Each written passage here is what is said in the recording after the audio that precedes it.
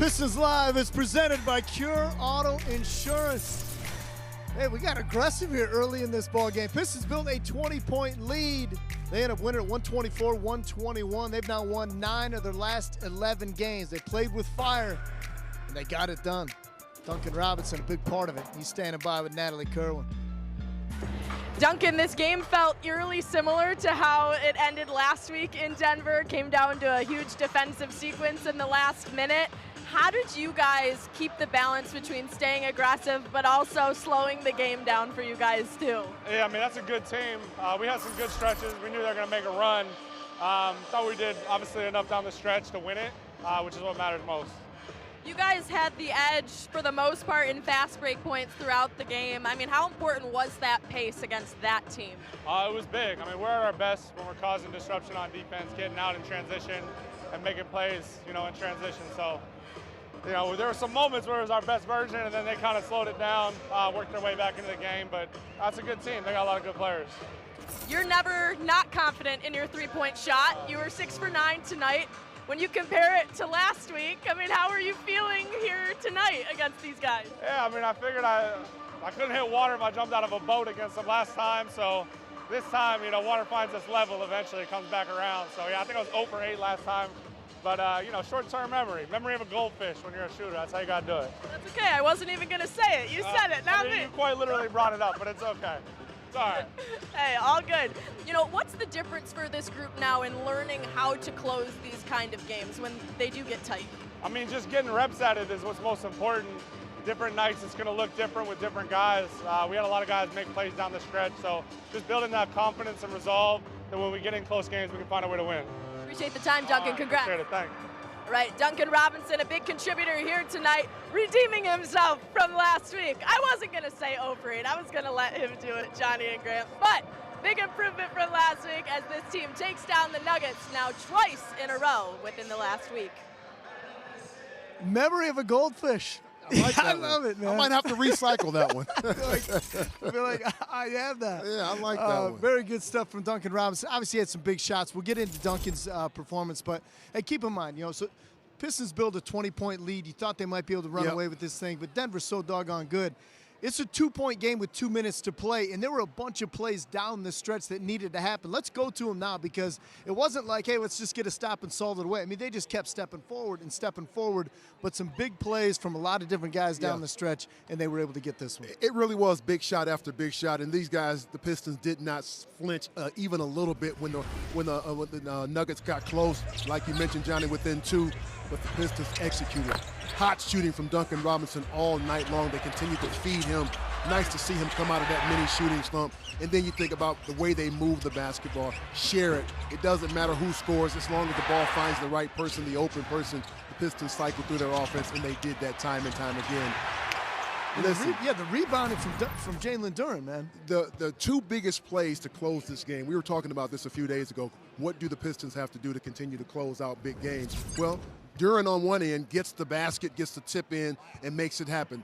And then you talk about ending a defensive possession. The way you end a defensive possession, it's not over until you secure the rebound. Right. Duren on the other side of that comes away with a huge, big rebound in front of Jokic. That sealed the fate of the Denver Nuggets in my estimation. Yep. So the first-time All-Star, Jalen Duren, bookends 2 spectacular plays to seal the deal for the Pistons. Yeah, incredible. I mean, to your point, man, it's like you snag that thing, you had to keep forcing them to, to foul, try to extend this game out, but you got to be able to crash the glass. They were able to do that.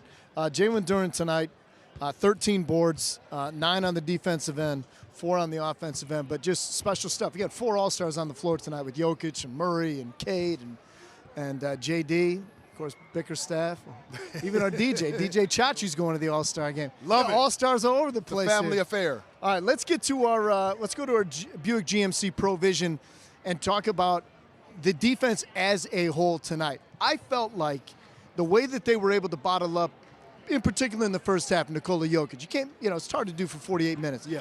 But I felt like the physicality that the Pistons brought tonight disrupted him, disrupted the rhythm, and that's why they were able to mount such a big lead. And again, we said that early, that if you're going to have success against this team, much like the Oklahoma City Thunder did a few nights ago, you have to be disruptive on the defensive end, particularly to Jokic, because he's the primary ball handler on their ball team.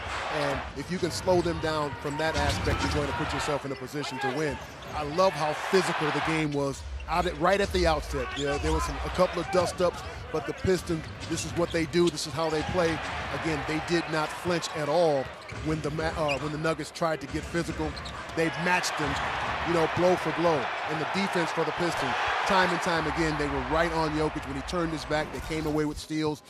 The Pistons made him see multiple defenders when he drove the ball to the basket. He played in a crowd all night long, and if you're going to have any type of effect on him defensively, that's what you have to do. That's what you got to do. And David Adelman said before the game, because of the way the Pistons are able to steal and block so well, better than anybody in the league, he said, block shot, that's a turnover. I mean, that's what it equates to. It's a turnover. And the Pistons were able to do that tonight. The other thing, again, when you're able to get block shots and get out and run, we know the Pistons are so good when they're able to get out, and get on the break. The teams that have had success against the Pistons have kind of muddied it up and played in the half court. But tonight they outscored Denver 26-9 in fast break points. We'll make those our Xfinity highlights. It was 13-0 at halftime in the fast break category. So the Pistons, by way of stealing the ball, I talked about how Jokic would turn his back and the Pistons were right on it, coming away with a steal, getting into the passing lanes. A lot of those steals generated offensive opportunities to score in the fast break. And that's what you want. When you're playing a high-value, high-talented team like the Denver Nuggets, you have to find ancillary ways to score the basketball. You can't just settle into your half court and think you're going to beat a team as good as the Denver Nuggets. So good that the Pistons defense generated some offense for them. Couple that with the fact that, as we mentioned already, Duncan Robinson had an outstanding night shooting the basketball. When you do that, you score those points by way of fast break, you get those three-point shots, and then you also make your way to the free throw line. Those are categories that if you win those, you have a really, really good shot at winning the basketball game. One of the things we talked about in the pregame show was, Cade being sixth currently in the MVP voting. Jokic right now listed at third. Odds are subject to change. You ever hear that? But they changed tonight. That's what I'm thinking. They changed tonight. So, you got two, MVP caliber players out on the floor.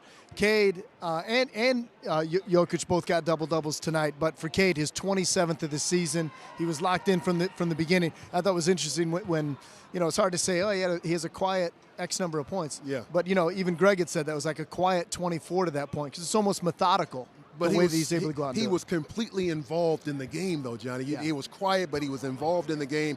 He took part in just about every possession that he was on the floor, and that's a signature for Cade. He doesn't have to score all the points, but he's certainly going to be a part of what happens on the floor. And listen, that's not a bad thing if you got the best player on your team, a part of just about every offensive possession, whether he's scoring or driving and dishing, setting up during there for the alley-oop. He draws so much attention.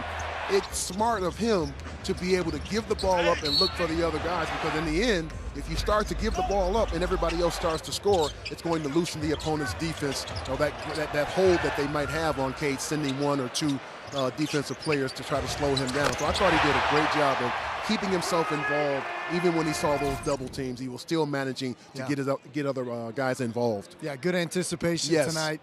And you heard the MVP chants as he went to the free throw line late, something we've been hearing a lot of this year. And in due time, we'll see. One more guy I want to highlight tonight. We heard from him, obviously, at the start of the show, Duncan Robinson, who has help on the way now. Again, the proposed trade with Kevin Huerter coming over from Chicago. But Duncan's been carrying a heavy load on his broad shoulders. And he may have the memory of a goldfish, but he's got a jump shot of a marksman. And 6 triples tonight was big time. Listen, the Pistons nearly shot 50% from the three-point line. Duncan Robinson was a huge part of that. He was 4 of 4, I believe, at halftime, Johnny. Yeah. So he got off to a great start. And when you're shooting that well, it would behoove your teammates to get the ball to you at every chance that they got. And certainly when he was moving well without the ball, it found him. Active on the offensive glass right there, catch and shoot in that opportunity right there.